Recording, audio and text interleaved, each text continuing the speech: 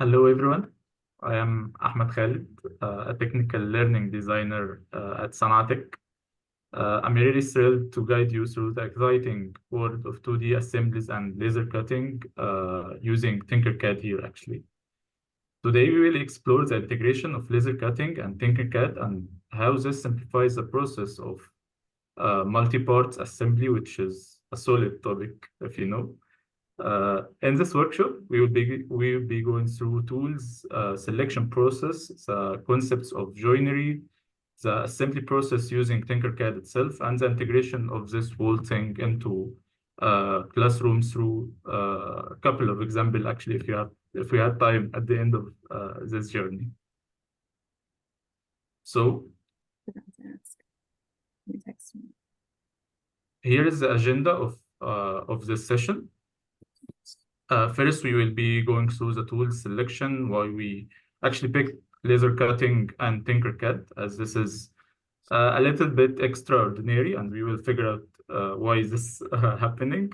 We will also be going through some basics of joinery and how we assemble things on TinkerCAD, an actual assembly like measured one. Also, we'll be going through the cutting operation of some example we'll be building together here. And at the end, we'll be talking about some integrations and applications that we can use in classrooms. Ahmed, And finally, yeah, we can't see your agenda. Is it on we see the title slide still? okay. There we go. Now you can see it, yeah. Okay. Yes. Okay. So first, we'll be talking about why we picked the laser cutting and TinkerCAD specifically. We at Sanatek actually have been developing a lot of programs recently. We have been using too many softwares for different age groups, and we have been using different kind of digital fabrication machines. So for this purpose, to be specific, we decided to use laser cutting and TinkerCAD. So why we picked laser cutting over 3D printing? We have been we have been comparing this thing through 4 parameters. First of them is the initial cost of the thing. Not every school or every makerspace, maybe here in Egypt or in a lot of countries, have the privilege of owning multiple machines or have a laser cutting, a 3D printing, and different CNC machines. So we will be talking about the initial cost of the things, the production rate, how many pieces we can produce using every machine. We will be talking about the material cost and the variety of materials that we can use on this. Here is a very abstract table about this thing. So the machine cost of each of laser cutters and 3D printers vary around from 1,000 to 54,000, 45,000 the USD for the laser cutting, and it is a bit higher for 3D printer, even if the minimum cost of it is not the same. But laser cutters, the good ones, actually are very much cheaper than the good 3D printers. So that baseline of 250 dollars is not as good or efficient as something like in 2K. And so the production rate of laser cutters is very, very much higher than it in 3D printers. Some designs actually can take maybe minutes on laser cutting process, but take hours for it to be 3D printed. The material cost of the things that we can build on laser cutters are mostly cheap. We can use a lot of woods. Maybe we can use the MDF, which is very, very cheap. We can use cardboards. We can use foam boards. For 3D printers, it's actually different here. We mainly use plastics, and it is somehow much more expensive than the ones if we are using laser cutters. So as we stated, the variety of materials we can use from cardboard to foam board to different kinds of wools, up as we go to acrylics and maybe sheet metals if we have a powerful laser cutter to handle this thing. So 3D printers are mainly using plastics, even that there are some kinds of 3D printers that use resin, but it's actually generally plastics at the end of the line. So this forced us somehow to use laser cutting as we needed a very quick application for designing and integrating digital fabrication through a very rapid process that we can iterate on a live schema. So here we used the laser cutting based on that. So for TinkerCAD and almost everything else, these are some of the application we are using on different programs that we create and design. So the parameters we choose this thing based on are the user-friendly interface. How friendly is this interface? How easy is it to hover and move around tools on it? The subscription cost of this, the suitability for multiple age groups, and the fabrication compatibility. So we start with the user-friendly interface. TinkerCAD is very basic. You can create a box of any given dimension, for example, by just drag and dropping a tool. We will be moving to TinkerCAD so we can actually see this on live action. Compare this to Fusion 360, it's somehow very advanced, or we can take it to advanced only. SketchUp is very extreme. SketchUp is for professionals mostly. Most of these interior designers and so use it. Inkscape is a little bit advanced, but it just falls on different points on the line. So the subscription cost of TinkerCAD is totally free. Fusion just $80 per month. SketchUp is $30. Inkscape is free. Fabrication compatibility, TinkerCAD can be used on both laser cutting and 3D printing, which are 2D and 3D designs. Fusion is the same. SketchUp is not actually straightforward as it's designed to maybe model things without an accurate dimensioning, which is not very suitable to fabrication layer in here. Inkscape is mainly 2D design, and it's perfect for this case actually. TinkerCAD for age group attribute is suitable for multiple ages, as we will be seeing in this presentation. We can create a very sophisticated designs and models using it. Fusion 360 is actually mainly for adults and experts on the fields of modeling and fabrication and so on. SketchUp is also for very experts on these fields of interior and architecture and so on. Inkscape is suitable also for multiple ages, but it's just for 2D applications. So here is the TinkerCAD interface we have been talking about, and it's one of the main points that we picked TinkerCAD as our application to go for this journey. So this is the interface of TinkerCAD. You can see in the right, you have multiple objects that you can use. You have boxes, cylinders, pyramids, and all of it are ready-made, which is very easy. Unlike it on, for example, Fusion 360, this is the environment. There are very few assets to help you, very few visual guidance. If you need to make a pyramid, you'll just go through maybe 3 or 4 steps to finally get a pyramid of a given dimension. Unlike it on TinkerCAD, you just pick this thing and give it its dimension, and you have a pyramid now. So here is the SketchUp interface. Which is, I don't know, I can't actually describe it enough, but it's also very sophisticated at some point. We will get overwhelmed by these too many tools on the screen, so they just panic from it. I actually, most of the time, panic while using SketchUp as I can find things easily.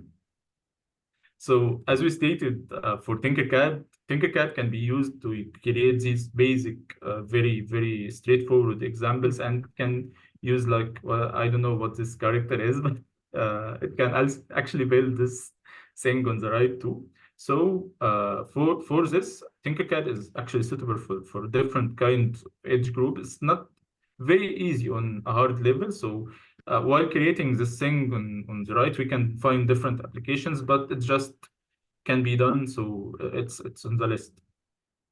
So based on all of these factors, we actually picked TinkerCAD as well, just suitable for the fabrication process. It's easy. We can test it on different kind of edge groups.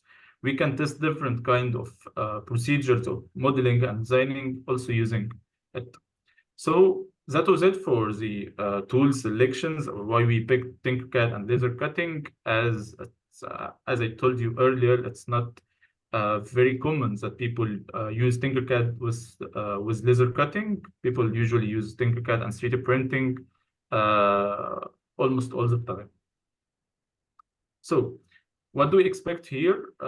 We will be going through a modeling and assembly process of a pencil holder that looks like that one on the screen here. We will be modeling it using what we will know later on, the cross-lapse joints and the finger joints, and we'll be using the ruler tool, one of the most interesting and most powerful tools to be found on any design softwares, basically on TinkerCAD or specifically. And also we will be going through a hands-on practice together. We will be going to TinkerCAD and we'll try to assemble that pencil holder we have on the screen using the ruler tool after we go through some of these examples together here. So now we will go through the joinery thing together. Now, a joint is just a wood-wood connection. Like we get two pieces of wood and we stick them together and maybe glue them, drill them and nail them or whatever. But mainly joints are some kind of process to the joinery itself, to the assembly process itself. We create some kind of relation between two pieces of wood. So here for example, these are the most commonly used joints and maybe furnitures and stuff like that. So we have the groove and tongue. It's like literally a groove and tongue. There is a groove in a material or in a piece of wood, and there is another piece of wood that have a tongue on it. So we just stick them together and maybe given a little bit of glue and just it's like that. This piece will be in that piece like forever. The other one is the dovetail joint. So dovetail joints are called like dovetail joint because they are actually a dovetails. They have that shape of them like that one in here. Dovetail joints are actually artistic, so people are using them and they are somehow very, very hard to make. They need some specific kinds of end mills and so, but people use them for artistic purposes most of the time, but they are actually strong.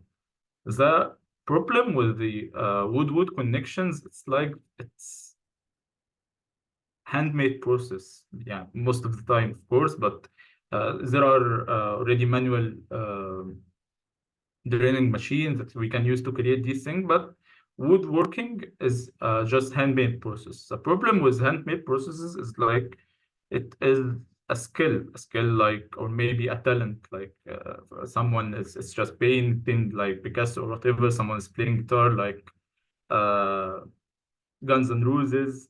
Maybe someone loves doing triple integrals. They are all just talents and different talents and skills. And that's why there are very, very, very small amount of people that can use or do this thing. And here, for this thing to go further or for more people to be into this field, we needed to introduce some kind of digital joints or digital help for this thing. This is actually why digital things come on hand for most of the cases or most purposes, as people are suffering or struggling with it, doing it without the use of tech or technologies, tools for in general. So here we needed to actually model these things using some kind of computer-aided machining, computer-aided designing, or what we call a CAD software. So we take these designs here and earlier, and we just draw them with the aid or with the help of a software.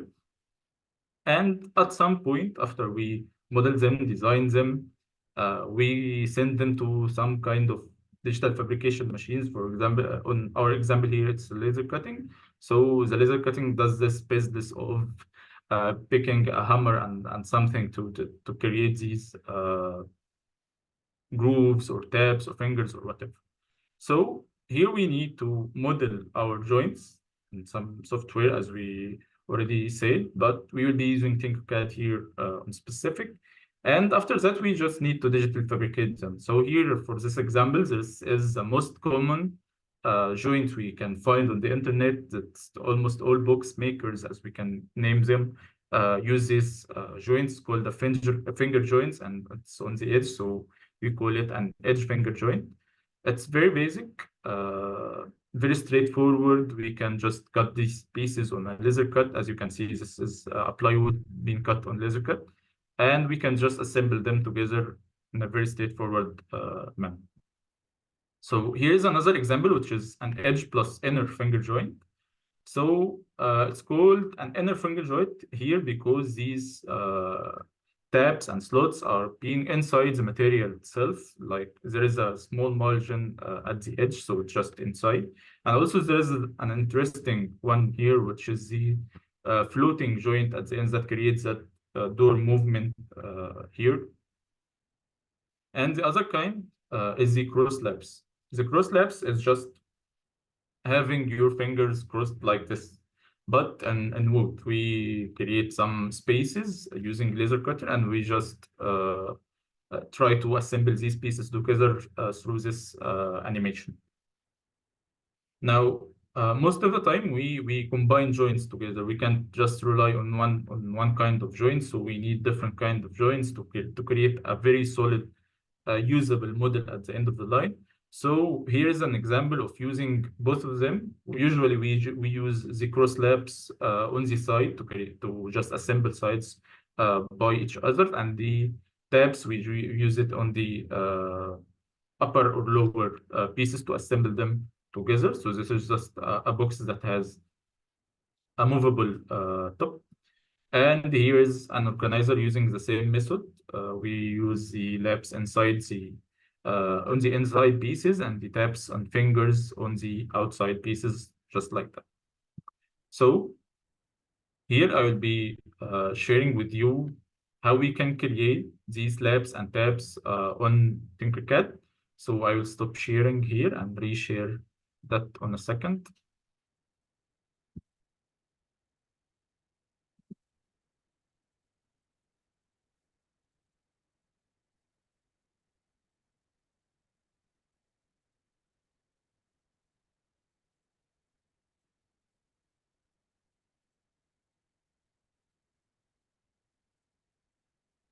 Okay, you can see the screen now, guys.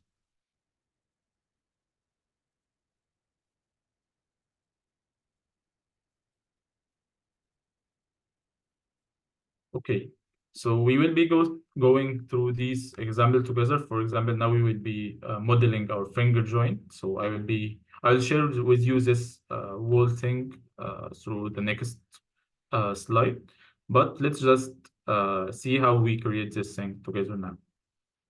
So I will be just tinkering this. And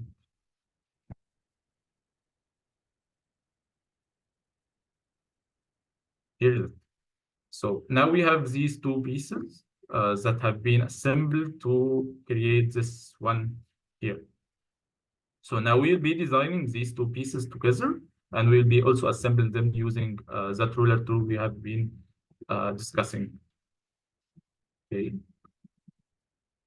So I will be grouping this for a second. Now we will just go here. So in order to actually design something like this, we start with a box like this in here. This box where we give it its dimension, maybe we give it a 50 here and 30 on the other one. I will close this tab, and we will give it a height of the material thickness we are using. Most of the time, we use a 3 millimeter plywood, but if you are using a different thickness of material, maybe 2.8 MDF or 3.2, whatever, you just need to change that one from 3 to whatever you are using. Now we need to create two kind of things. This one is actually being copied like this in here. One will be grooved inside, and one will be having this extra piece on the bottom edge of it. So here I will be deleting this one, and I will be using the ruler. Let me just show the grid and shadows in here. Like this. Now, much better. Now, in order to use a ruler tool, we just get it like this. It's in here, or maybe we press R as a shortcut on the keyboard. We try to hover and place it on one of the main points on the grid. The main points are just the centimeters crossing each other. So maybe this is a main point. Now, in order to fix this piece on this one, we just need to give it a 0 dimension on the two axes in here. Like this is X and Y. So okay, something is actually lagging in here.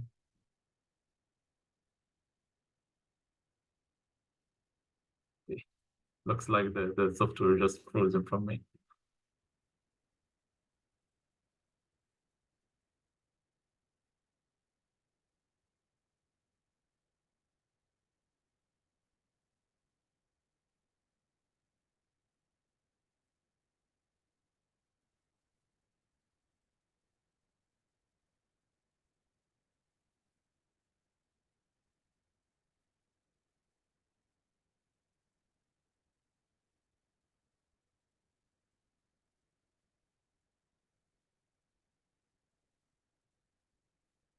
Okay, sorry for that.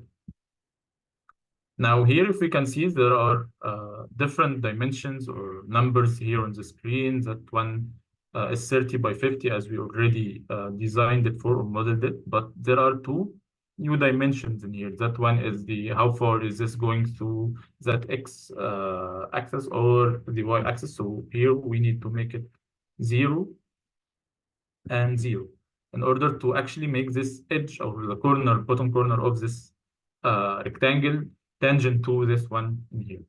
Now we need to create a groove on this material and actually copy it and paste it and create the tongue on the other side, or the tab or the finger, whatever we call it here.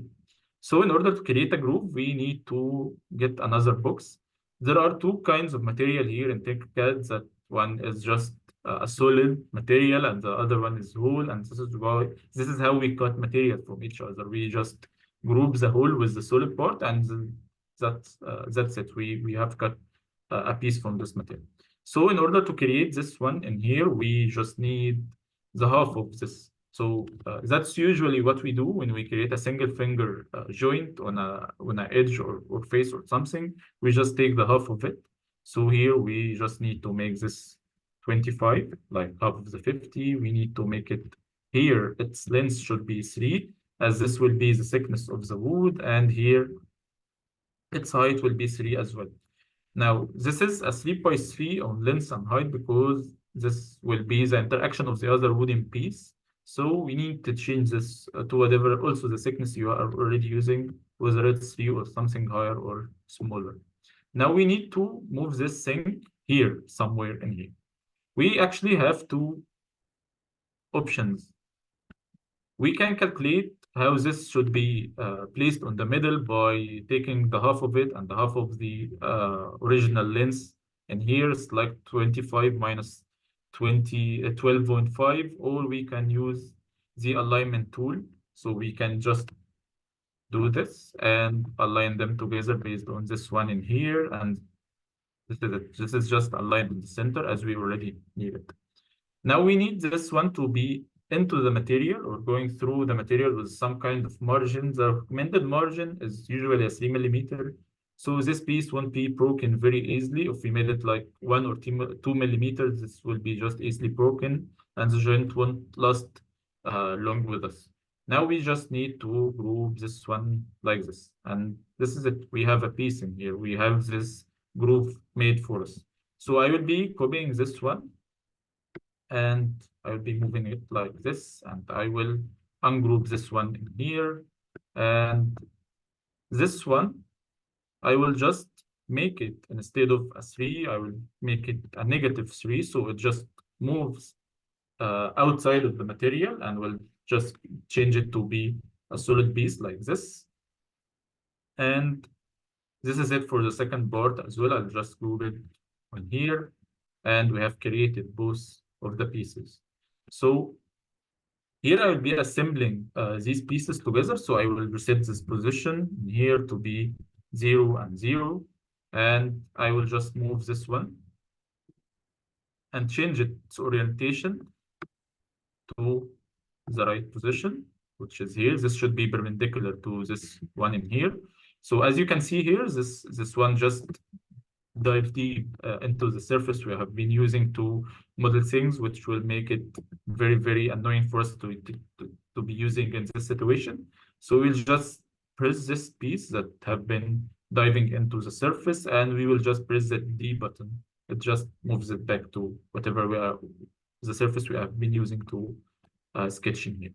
So now, in order to assemble these two pieces together, we just need to make sure that this one has a 0 position on the X itself, and it will have the 3 position, which is the margin we have been leaving here for a while. Now we will be adding it into here. So now these pieces are assembled together, and we have created a finger joint, and we have assembled it like that as well. So this is it for assembling and creating a finger joint. Of course, we sometimes have multiple fingers, not just one, but for a smaller pieces, maybe pieces under 15 centimeters, we can just have some good time with a single finger in here. So I will be deleting this one in order to keep this template fine for you guys. And I will be moving to the other joint.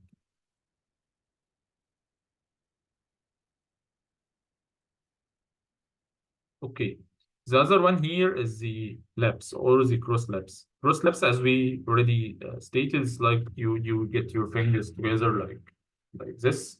The problem with these cross lapse, just you need to understand how these material interacts with one another. There are here two kinds of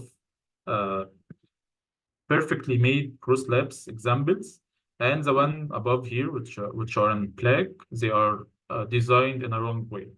So in order to create a cross lapse joint that fits perfectly with another piece or another face, we just need to make sure that the two grooves, if they have been added together, they will just give us the total length at the end. So if this piece is just 20 in length, so the two grooves should be either 10 and 10, maybe 12 and 6, or whatever. We just need to make sure that the two groups yield the total length at the end. So here in this example, this piece is, I believe, a 20 by 20.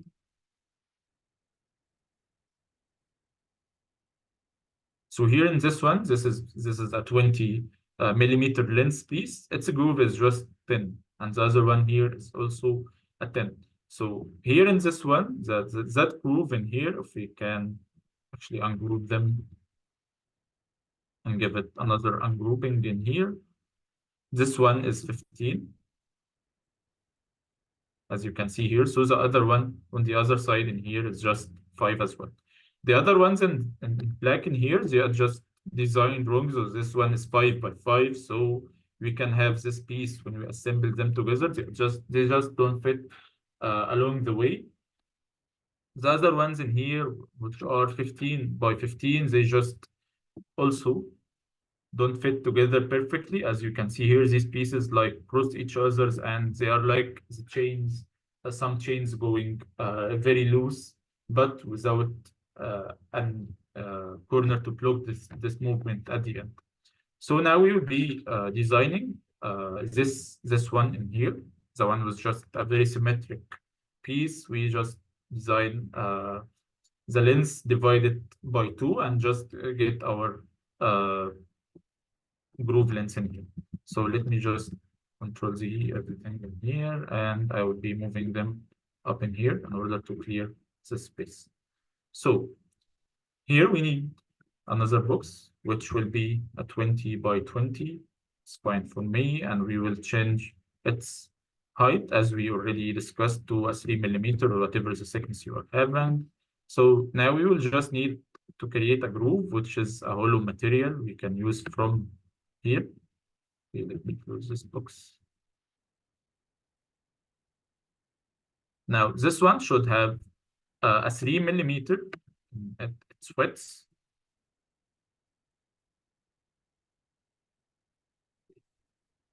Like this, and it should have a 10 millimeter.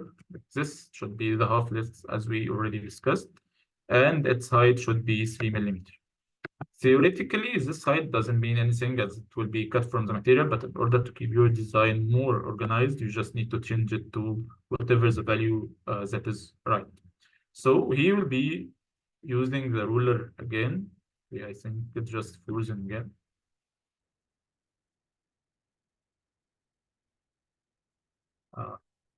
Okay.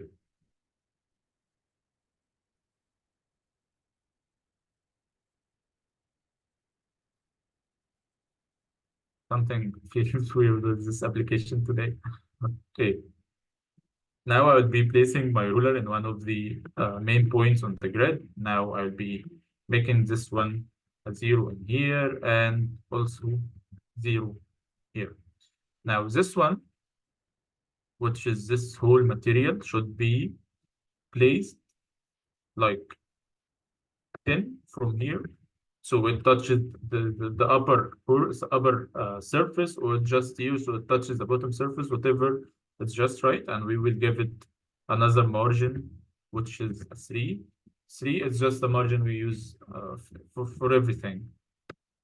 And here we will group this piece. Now here we don't need to design another piece. These pieces are just symmetric. So we create this copy from the original one, and we just rotate these pieces to the right orientation. So we press D here to move it back again. And okay, I think it's frozen again.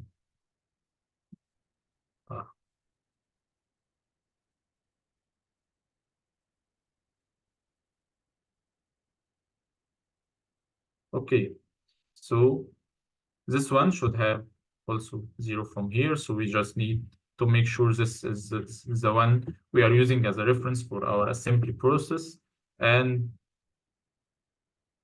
this should be 90, not 84. And we just press D and give it another orientation to the left like this.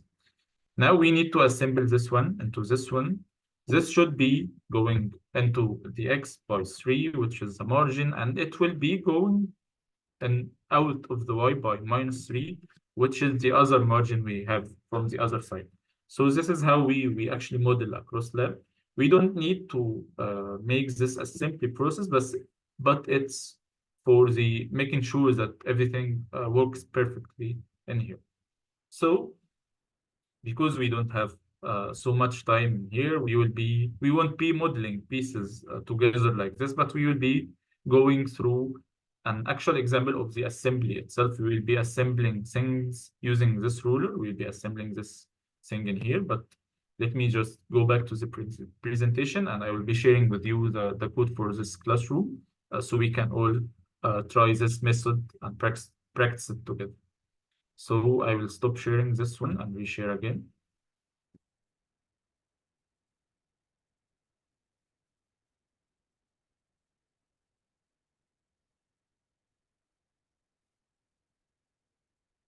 Okay, on this presentation, you will have a recorded video of how I created these things with even more details. So you can actually go back to this presentation at any time. So here is another tutorial. Okay, now we'll be focusing on the multi-part things, or how we assemble an actual thing together. So you can all go to this classroom code. If you should be already know how to use this TinkerCAD thing, but I can show you if someone has any problem.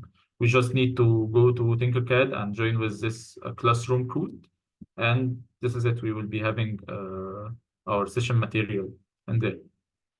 So please, we can take like a couple of minutes. If anyone have any problem with this, we can just handle it together.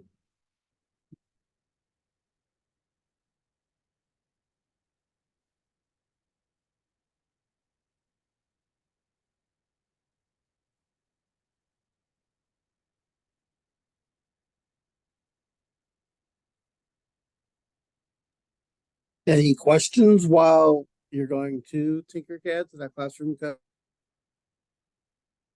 Excuse me. Does anybody have anything to ask Ahmed while they're getting into classroom? I just am finding this really helpful so far, so thank you. Thank you very much. Okay. I can write this code here in chat so we can move forward. So if anyone who just misses a point can. I put it in chat. Okay, because- thank you. Thank you very much. Okay, so I will stop sharing this one in here and we'll go back to TinkerCAD so we can do this assembly thing together. You can try to not actually try, you can keep up with the pace itself, and you will have also a recorded video here on the next slide, which helps you going to pause the modeling process and the assembly process of this thing. So I will go through it real quick in here, and you people try to use the ruler and play with it. So I will stop sharing this in here, and I will reshare TinkerCAD.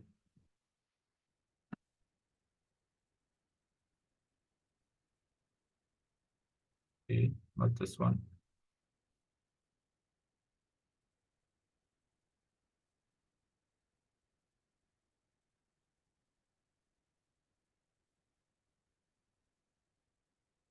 Okay, here is TinkerCAD, and here is an assembled pencil holder. Okay, you can find some pencil here leaving the material, but don't mind it. So we will be assembling this together, and we will actually have a sneak peek at how this thing being laser cut and assembled to be an actual useful thing for me. Okay, I will be moving this one like in here, and I will take a copy of this one. Ahmed, Yes. are you working with students when you do something like this, or teachers? Actually, we do it for both of them. We give teachers training on TinkerCAD, on how to use this, and we also work with students directly on how they can use this thing. Okay. Now I will just ungroup this one in here. And all these pieces now are free to move. Okay, let's just talk about how this thing is assembled together without even gluing it. So here in the space, you can just see that there are 2 fingers only, not just 4 fingers across the 4 faces of this pencil holder, and it's just for the physics of the assembly process itself. If we created maybe 4 fingers on all the 4 sides, we will have a very nice symmetric piece that we can replicate and just fabricate and assemble, but this won't be applicable if the material is just stiff and hard enough to block that very weird movement we are trying to implement in here. So we just need to create 2 fingers only, and we need to assemble this thing with order as we will be doing in a second. So I'll just need to reorient everything. I will just rotate this one by 90 like this. And this one should be here as well. And I will also give that 90 degree like this. and I will press D. Okay, Ahmed, yes. when you laser cut your designs that you make like this, are you using cardboard mostly, or wood, or acrylic? Mostly we just use wood and acrylic. For this one in specific, for the one we just need to create some fits and assemblies in this way with it. We use cardboard for different purposes or different design methodologies, I mean. But for this one in specific, we just need to use wood or acrylic or any stiff material if we can afford that one dense cardboard that is already maybe as strong as MDF or something. We can just use it, but mainly wood will just work perfectly with this example.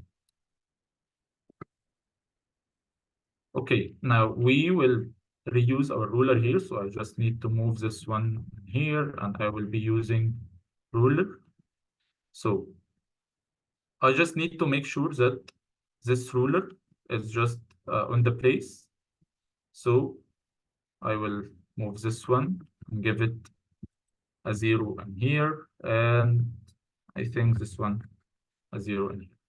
Okay, now this one is just on position. Okay, so we will That's just your need 1 to, minute warning. yeah, okay. So in order to get this one to the position in here, we just need to make it on the middle. So I will just align these pieces together like this and align them based on this one in here. And I will move this up by the margin, like a 3 mm margin. I just move it up a lot just to see the number on the screen. So this is just a 3 mm in here. And now we can use the ruler. So we can just use it from the beginning, but just we will suffer with these mathematical calculations and stuff. So we just need to use both the alignment tool and the ruler interactively. So now we just need to make this a 0. So if it's a 0, it will just Some of you weren't pulled out in mid-discussion, but most likely that happened. Does the recording that I'm making automatically stop when it kicks me out of the break room? Yeah, I think so. Okay. I was about to hit stop record and well, Well, why don't you see if you can hit stop record now? Because I did notice when we came back to this room, it was recording.